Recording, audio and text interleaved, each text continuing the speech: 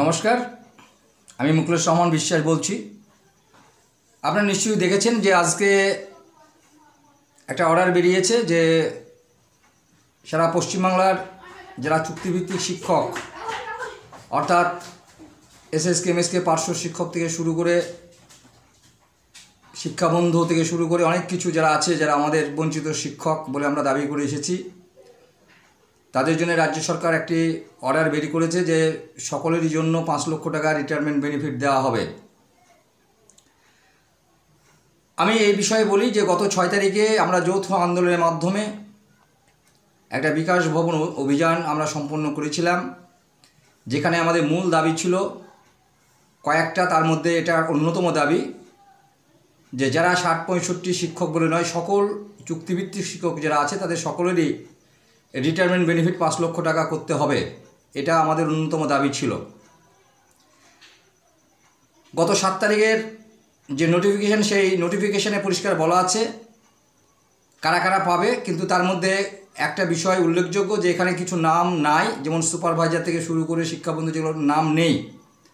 আজকে ওটা আমরা খোঁজ নিয়েছি প্রত্যেকের জন্য, সারা পশ্চিমবাংলার চুক্তিভিত্তিক শিক্ষক যারা আছে সকলের জন্য এটা ওই 5 লক্ষ টাকা রিটায়ারমেন্ট বেনিফিট দেওয়া হবে। এটা নিয়ে কোনো সন্দেহ নেই। অনেকে ফোন করছেন যে আমাদের নামটা নেই, যেমন সুপারভাইজার থেকে শুরু করে অনেকেই ফোন করছেন। আমি দায়িত্বই বলছি এই অর্ডারটা সকলের জন্য।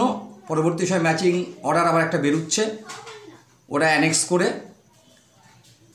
আপনারা একটা জিনিস নিশ্চয়ই বুঝতে পেরেছেন যে আমরা প্রায় 4 বছর হারিয়ে গিয়েছিলাম। আমরা 4 বছর পরে গত 6 তারিখে আমরা যৌথ আন্দোলনের মাধ্যমে আমরা দাবি দেওয়াগুলো মাননীয় মুখ্যমন্ত্রী, মাননীয় শিক্ষামন্ত্রী থেকে শুরু করে সকল জায়গায় আমরা পৌঁছে দিয়েছি। আমরা এই প্রসঙ্গে একটা কথা বলি যে পশ্চিমবঙ্গের মাননীয় মুখ্যমন্ত্রী আমাদের এই বঞ্চিত শিক্ষকদের মনের ব্যথাটা বুঝেছেন এবং ইমিডিয়েট 5 লক্ষ টাকার এটা ঘোষণাটা করেছেন। এর জন্য মাননীয় মুখ্যমন্ত্রীকে আমরা সংগঠনের পক্ষ থেকে হার্দিক অভিনন্দন জানাচ্ছি।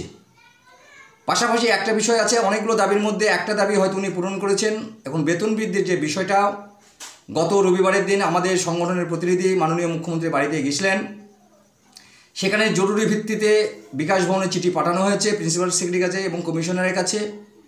আমরা আশা করব উনি আমাদের মনের কথাটা বিশ্লেষণ করে বেতন বৃদ্ধির বিষয়টাও খুব তাড়াতাড়ি ঘোষণা করবেন। এটা মাননীয় মুখ্যমন্ত্রীর কাছে আমাদের অনুরোধ। আর সারা পশ্চিমবাংলার যারা বঞ্চিত শিক্ষক আছে, যৌথ আন্দোলনের মাধ্যমে আমরা একটা জায়গায় পৌঁছেছি। সকল শিক্ষকদেরকেই আমাদের সংগঠনের পক্ষ থেকে অভিনন্দন জানাচ্ছি। যখন দাবি আদায়ের ক্ষেত্রে আমরা যে সকলে যে 6 তারিখে এক জায়গায় হতে পেরেছিলাম, এটা একটা বড় সাফল্য। এই সাফল্যটাকে ধরে রাখতে গেলে আগামী দিনে সকলকে একজোট হয়ে আমাদের কাজ করতে হবে। আর আমি বিশেষ করে এই যৌথ আন্দোলনে যারা কনভেনার ছিলেন, পরিতোষ দা, কল্যাণ দা, অনুপম দা, সিরাজুল দা এবং নন্দ দুলাল দা, যেসব কনভেনার ছিলেন তাদেরকে আমি আরও হার্দিক অভিনন্দন জানাচ্ছি। এই কারণে যারা ঐকান্তিক পরিশ্রমের মাধ্যমে ওই প্রোগ্রামটা করেছিলেন। আগামী দিনে আমাদের যৌথ আন্দোলন আরও সুদৃঢ় হবে এবং সারা পশ্চিমবাংলার আপামর চুক্তিভিত্তিক যারা শিক্ষক আছেন বা প্রশিক্ষক কর্মী যারা আছেন তারা এই সংগঠনের সঙ্গে যুক্ত থাকবেন। আমরা রাস্তার আন্দোলন প্লাস নেগোসিয়েশন দুটোই করছি।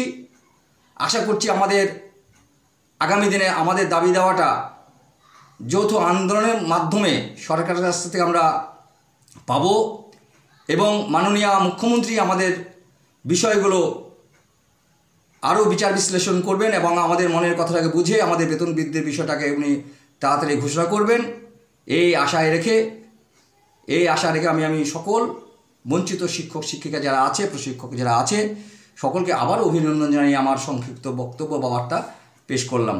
ধন্যবাদ।